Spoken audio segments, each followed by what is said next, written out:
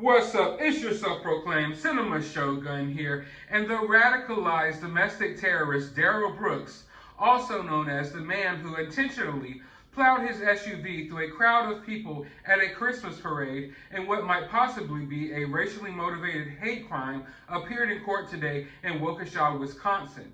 Now, you see how easy that was to say? Why won't the mainstream media just say that? But anyway, let's take a look at his first court appearance, and then I'll be back with a few of my thoughts.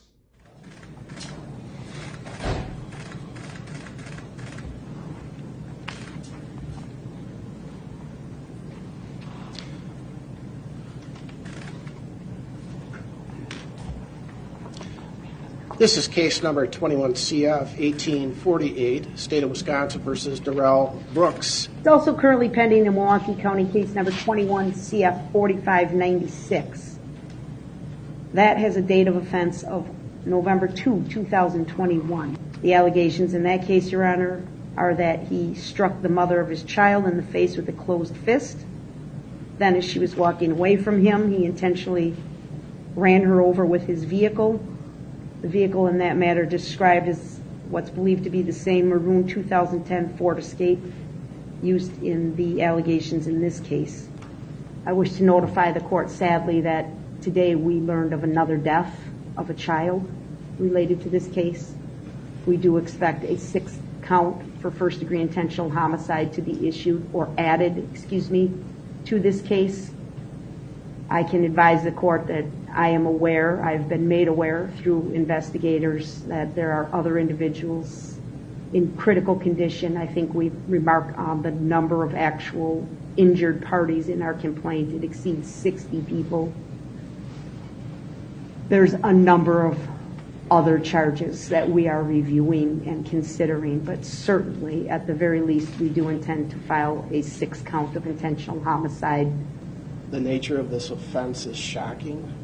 Actually, the detail I was not expecting here today, that two detectives, not lay people, detectives, not only tried to stop this, but rendered an opinion that this was an intentional act.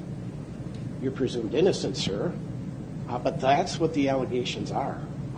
And I've not seen anything like this in my very long career.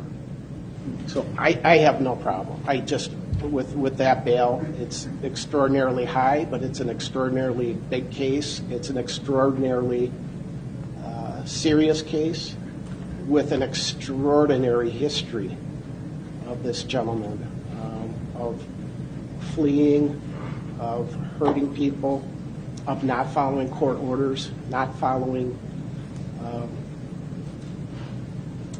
criminal laws, not following just your societal norms.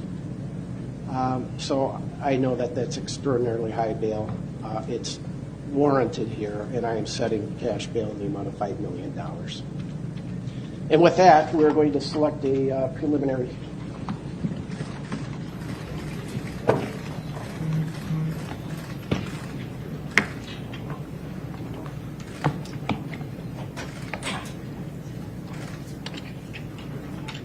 You're charged in count 1 with first-degree intentional homicide. That's a Class A felony, and that has a maximum possible penalty of being sentenced to imprisonment for life. That's for victim A.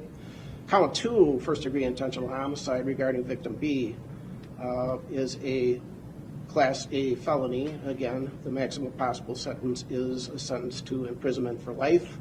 Count 3, first-degree intentional homicide regarding victim C is again a Class A felony, and that's punishable by a sentence to imprisonment for life.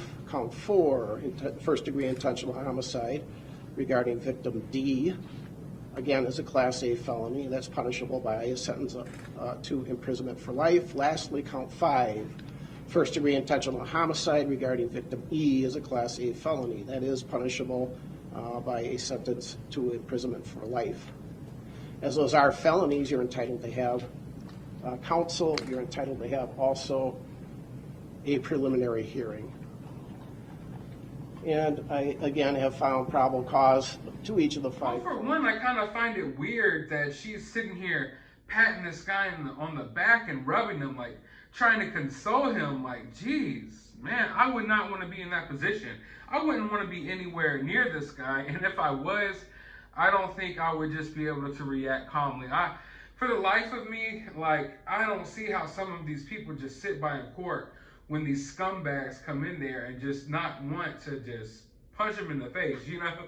But yeah, it's crazy what happened, and it's crazy how the mainstream media is covering this situation so far. They're calling it a crash.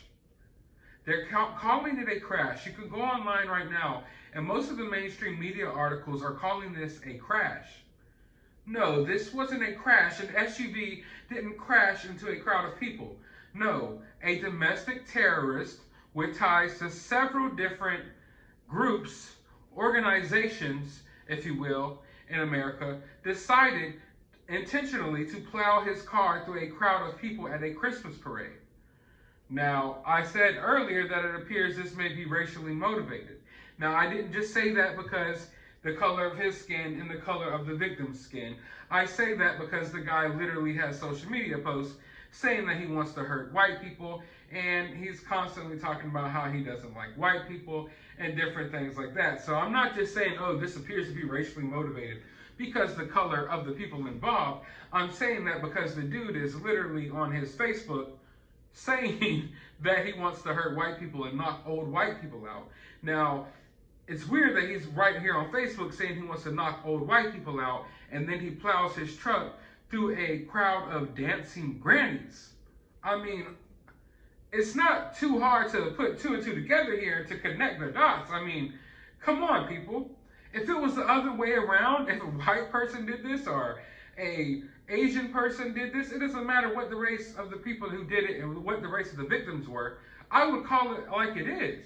And if there were social media posts out there, I would point them out and call it like it is.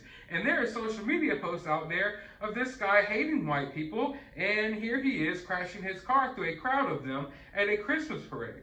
He specifically said that he wanted to knock out old white people, and he specifically ran his car right into a crowd of dancing old white people.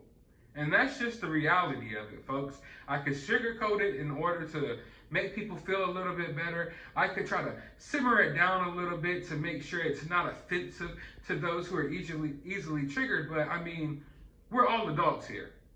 Okay? I'm not going to pamper anyone with information. I'm going to tell people factual information like it is, and that's what it appears to be. This isn't a crash. This was a domestic terrorist attack carried out by a radicalized person who had some ties to certain organizations and had a disdain for people who weren't the same color as him. And those are the facts. And when I get more facts, I'll be right here on this channel reporting them to you all.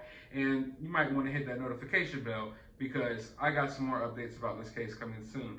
But while you're here, subscribe if you haven't already. Hit that thumbs up. Drop your opinions down in the comments below. Go to the description of this video if you would kindly like to support this channel, because YouTube isn't monetizing these Waukesha videos for the most part. I do have my CashApp. I will also have a link to my other channel. You can go subscribe over there. As always, if anything happens on this channel, the operation will start up over on that channel. We're not going to stop regardless if they take me down.